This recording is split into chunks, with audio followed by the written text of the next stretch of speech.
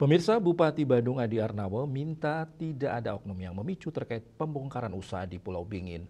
Puluhan bangunan yang diduga berdiri di lahan negara itu telah direkomendasikan untuk dibongkar dan pemilik usaha pun telah menyepakati hal tersebut.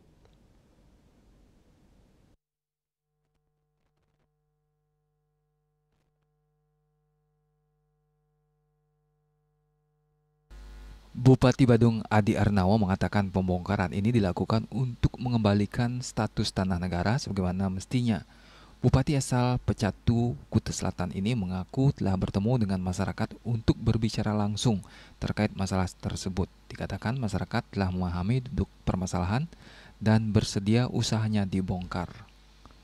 Nampaknya kalau kita melakukan A, B, C, D, secara prinsip saya lihat pada waktu itu masyarakat kami sangat memaklumi dan malahan bersedia untuk melakukan pembongkaran. Dan tentu kami juga akan berhitung ke depan terhadap masyarakat kami yang mencari mata pencarian di tempat itu. Tapi di awal ini kita harus bersihkan siapapun itu. Adi Arnawo pun meminta tidak ada oknum yang kembali merusak pemahaman atau menghasut masyarakat, seperti mencoba menawarkan solusi atau menjanjikan penyelesaian masalah tanpa harus membongkar. Agus Sudiatmika, Bali TV.